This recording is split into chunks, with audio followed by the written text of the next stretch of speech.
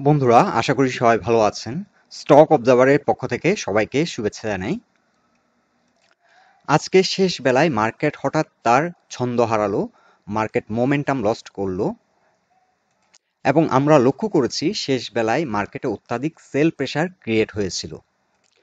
শেষ বেলায় এ ধরনের অত্যাধিক প্যানিক সেল এবং ফোর্স সেল কিংবা ফেয়ার সেলের কারণে অনেক বিনিয়োগকারীর মধ্যে কিছুটা হতাশা দেখা দিয়েছে। সো আজকে মূলত যে কারণে মার্কেট মোমেন্টাম লস্ট করলো এটা নিয়ে আমরা একটি বিস্তারিত আলোচনা রাখছি।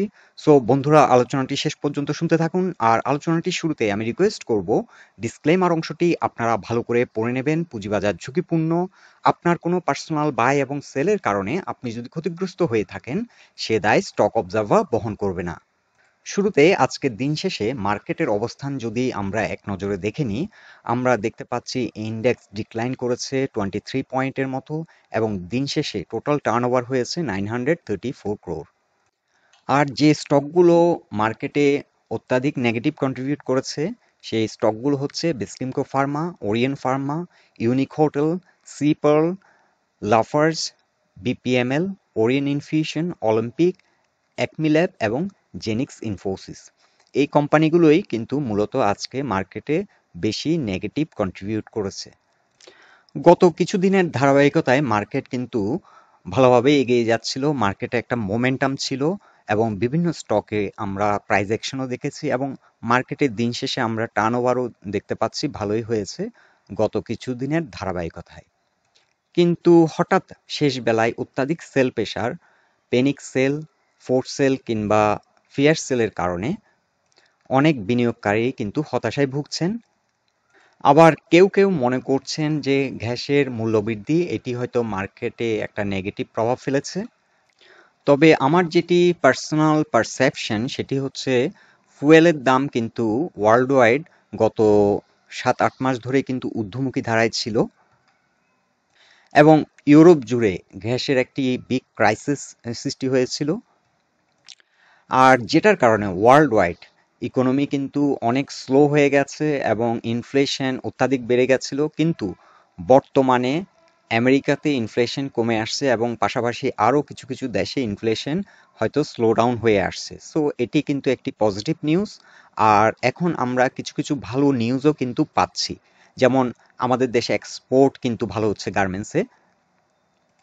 আমি গতকালকে টেক্সটাইল নিয়ে একটি আপডেট দিয়েছিলাম এবং ওখানে ডিটেলস দেখিয়েছিলাম যে ভালো একটা গ্রোথ কিন্তু আমরা আরএনজি সেক্টরে এক্সপোর্ট থেকে হয়েছে এই কোয়ার্টারে এবং শুধুমাত্র ডিসেম্বর মাসে আমরা দেখতে পেয়েছি যে প্রায় $5 বিলিয়ন মতো রপ্তানি হয়েছে। সো এটা ওভারঅল ইকোনমির জন্য কিন্তু একটি গুড নিউজ।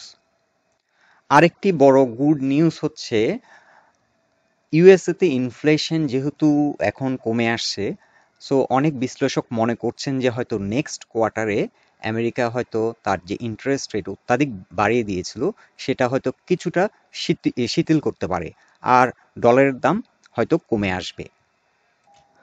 আর মার্কেটে যেহেতু দীর্ঘদিন ধরে অনেক নেগেটিভ নিউজ ছিল, মার্কেট একটা বিগ কারেকশন দিয়েছে। সো আমি পার্সোনালি মনে করছি মার্কেট এখন আর ডিপ কারেকশনে যাবে না, তবে সময় সময় বিভিন্ন যে নিউজগুলো আসে অনেক সময় কিছু খারাপ নিউজ চলে আসে, এই কারণেই মার্কেট সেন্টিমেন্ট কিছুটা নষ্ট হয়, মার্কেট সাময়িকভাবে হয়তো কিছুটা বাধাগ্রস্ত হয়। সো আজকে আমরা টেকনিক্যালি মার্কেটের অবস্থান দেখব এবং যে কারণেই মূলত টেকনিক্যাল গ্রাউন্ড থেকে আমরা যে ফাইন্ডিংসগুলো পেয়েছি, মার্কেট আজকে যে হঠাৎ একটা সেল প্রেসার চলে আসার, আমরা সেই ফাইন্ডিংসগুলো আপনাদেরকে তুলে ধরছি। আমরা এখন ডিএসসি ব্রড ইন্ডেক্সের ডে চার্ট নিয়েছি এবং ডে চার্টে মার্কেটে আমরা দেখতে পাচ্ছি যে 6294 এখানে R2 একটি রেসিস্ট্যান্স ছিল এবং এখান থেকে মার্কেট রিজেকশন হয়ে এখানে একটি সাপোর্টও ছিল 6266 পয়েন্টে। এই সাপোর্টটি ব্রেকডাউন করে পরবর্তীতে এসে সাপোর্ট নেই 50 এক্সপোনেনশিয়াল মুভিং অ্যাভারেজে এসে এখান থেকে আবার রিজেকশন হয়ে কিছুটা উপরে অবস্থান করে। আর উইকলি চার্টে যদি আমরা ডিএসসি ব্রড ইন্ডেক্সের বর্তমান অবস্থান দেখি, আমরা দেখতে পাচ্ছি যে এখানে 20 এক্সপোনেনশিয়াল মুভিং অ্যাভারেজের নিচে অবস্থান করছে উইকলি চার্টে এবং এখান থেকে কিছুটা কাছাকাছি এসে আমরা দেখতে পাচ্ছি রিজেকশন হয়েছে। এখানে ইন্ডেক্স পয়েন্টও কিছু আমরা দেখতে পাচ্ছি হয়তো রেজিস্ট্যান্স, এখানে ইন্ডেক্স পয়েন্টও আমরা কিছু রেজিস্ট্যান্স দেখতে পাচ্ছি। সো মূলত উইকলি চার্টে রেজিস্ট্যান্স পয়েন্টের কাছাকাছি এসে কিছুটা মার্কেট সেল প্রেশার ফেস করেছে। সো আপনারা হয়তো লক্ষ্য করেছেন এর মধ্যে কিছু ভালো পারফর্মিং স্টক অলমোস্ট 25 থেকে 30% পর্যন্ত গ্যাপ করেছে। সো ন্যাচারালি অনেকেই হয়তো আজকে প্রফিট টেকিং করেছেন, যেহেতু উইকলি চার্টে মার্কেট একটি রেজিস্ট্যান্স পয়েন্টের কাছাকাছি ছিল, অনেকে হয়তো প্রফিট টেকিং করেছে শেষ বেলায়, এই কারণেই অনেক সেল প্রেশার ফেস করেছে। আর আমরা দেখেছি ডে চার্টে 20 এক্সপোনেনশিয়াল মুভিং অ্যাভারেজে একটা যে সাপোর্ট নিয়েছিল, আমরা যদি আবার একটু মেনশন করে দিই আপনাদেরকে, 6250, এই পয়েন্টটিতে এসে মার্কেট সাপোর্ট নিয়েছে। সো এটি একটি এখন বর্তমানে ফার্স্ট একটি সাপোর্ট। এটি যদি কোনো কারণে ভেঙে যায় তাহলে পরবর্তী সাপোর্ট হবে ডে চার্টে আমরা দেখতে পাচ্ছি 6225। সো এখানে আপাতত সাপোর্ট পেয়েছে। আর উইকলি চার্টে যদি আমরা সাপোর্ট চিন্তা করি, এখন ইন্ডেক্স পয়েন্টে আমরা এখানে একটা প্রাইস পয়েন্ট কিংবা ইন্ডেক্স পয়েন্ট সাপোর্ট বলতে পারি 6258, এখানে একটি সাপোর্ট আছে। আর এটি যদি কোনো কারণে ব্রেকডাউন করে তাহলে এখানেও এসে একটা সাপোর্ট পাবে। মূলত আমরা এটা একটা জোন যদি করে দিই আপনাদের জন্য সুবিধা হবে বুঝতে। এখানে আমরা এটাকে একটা সাপোর্ট জোন হিসেবে আমরা ট্রিট করতে পারি। সো আমরা এটাকে একটা সাপোর্ট জোন হিসেবে এখন চিহ্নিত করছি 6255 থেকে 6238।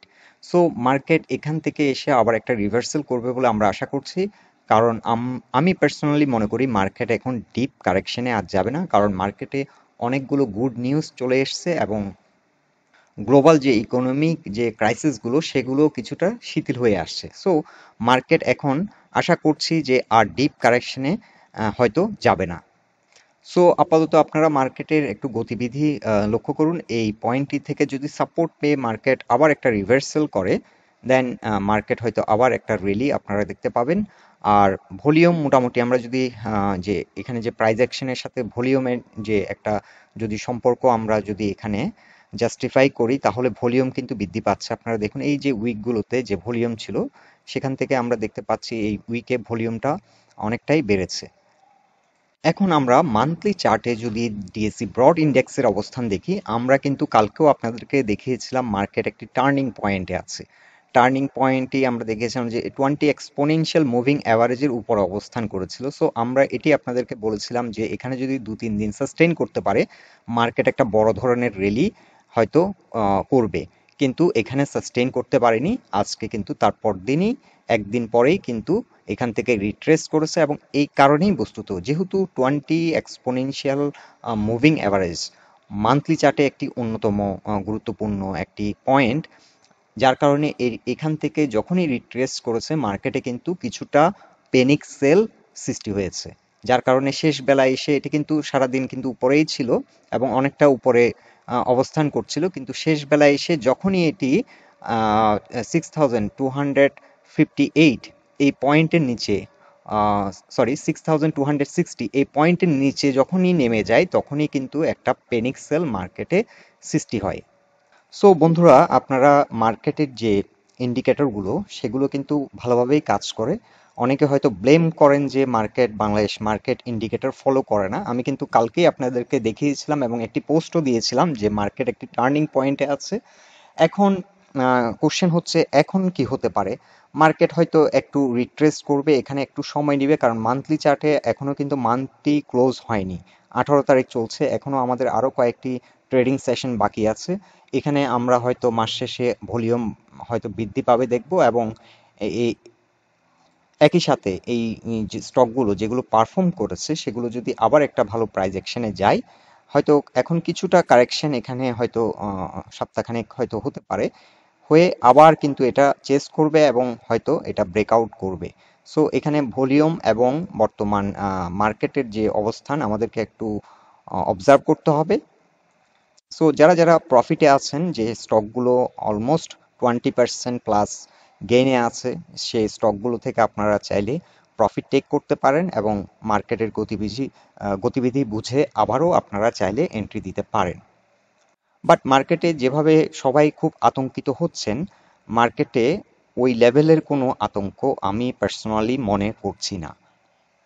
আরেকটি ব্যাপার হচ্ছে প্রতিদিন মার্কেট বাড়তেই থাকবে এটা এক্সপেক্ট করাও কিন্তু ঠিক না, কারণ মার্কেট আপ ডাউন করে করেই কিন্তু আপ ট্রেন্ডে গেলেও মার্কেট কিন্তু আপ ডাউন করে। সো যেহেতু এখন ডাউন ট্রেন্ড থেকে আপ ট্রেন্ডে যাওয়ার একটা চেষ্টা করছে, সেহেতু মার্কেটের এ ধরনের সিচুয়েশন মাঝে মাঝে একটু ভোলাটিলিটি দেখা যায়। এটা ন্যাচারাল, এটাকে অস্বাভাবিক কিছু না মনে করে এটা একটা মার্কেট সিচুয়েশন মনে করলেই বেটার। সো বন্ধুরা, এটাই ছিল আমাদের ওভারঅল ফাইন্ডিংস মার্কেট নিয়ে। আপনাদের কাছে যদি আরও ভালো কোনো ইনফরমেশন থেকে থাকে, আপনারা আমাদেরকে কমেন্ট বক্সে জানাবেন, আপনাদের মতামতগুলো আমাদেরকে শেয়ার করবেন। আর এই পোস্টটি যদি আপনাদের ভালো লেগে থাকে, অবশ্যই পোস্টটিকে লাইক দিন, বন্ধুবান্ধবের সাথে শেয়ার করুন। সবাই সুস্থ থাকুন, ভালো থাকুন। আজকের মতো এখানেই বিদায় নিলাম।